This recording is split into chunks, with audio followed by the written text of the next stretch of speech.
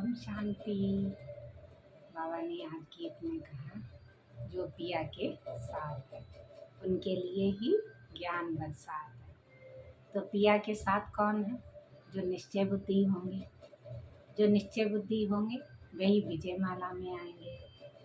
विजय किस बात की होगी? बाबा ने पूछा विजय किस बात की होगी? तो विजय होगी हमारी कल्प कल्मांतर जन्म जन्मांतर। अगर हम हारे तो हार जाएंगे, जीते तो जीत जाएंगे। तो फिर हमें स्वर्ग का वर्षा मिलेगा। अगर हम विजय हुए तो स्वर्ग के मालिक भी बनेंगे, स्वर्ग का वर्षा भी मिले।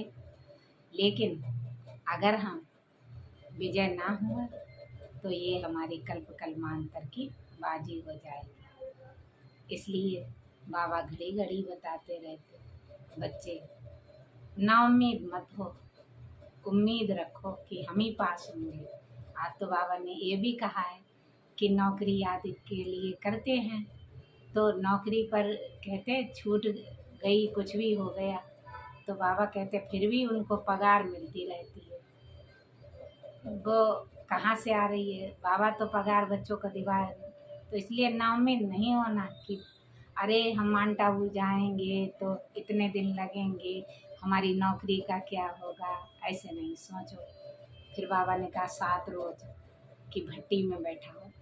जो 7 रोज आए आत्मा तो 2 दिन भी उसने अगर अच्छी रीति पढ़ा तो फिर समझा जाता है कि ये भविष्य के निकट का राजा बनने वाला है। अच्छी रीति से तीर लग गया तो फिर यहाँ से जाएगा नहीं। फिर बाबा ने ये भी बताया कि रहम दिल विश्व कल्याणकारी आत्मा की सीट पर सेट होकर, ये नहीं कहो उनके जीवन में ऐसा तो होना ही था, हो गया, ऐसे कर्म क्यों करे।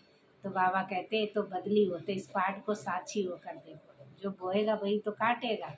जैसा हम बोते रहते हैं वैसा हम काटेंगे। इसमें भी दुख सुख को सहन करना सीखो, क्योंकि ये पाठ फिर चलेगा। इसलिए जो हुआ अच्छा हुआ, जो हो रहा वह भी अच्छा, जो होगा वह बहुत बहुत बहुत कल्याणकारी होगा। क्योंकि हमारा कौन खिवैया है? भगवान हमारी नैया का खिवैया है। इस पार से उस पार ले जाने के लिए गाते भी रहते हैं, नैया मेरी पार करो। तो वो खिवैया है ना, तो हमारी जीवन रूपी नैया को वो इस समय पार लगाने के लिए आया है। तो उस समय हमारी पढ़ाई केवल हमें क्या करना है, अपने को चेक करना है कि हम कहीं पर संकल्प कर्म व्यर्थ सोचना तो नहीं हो रहा। बाबा तो कहते हैं कि तुम्हें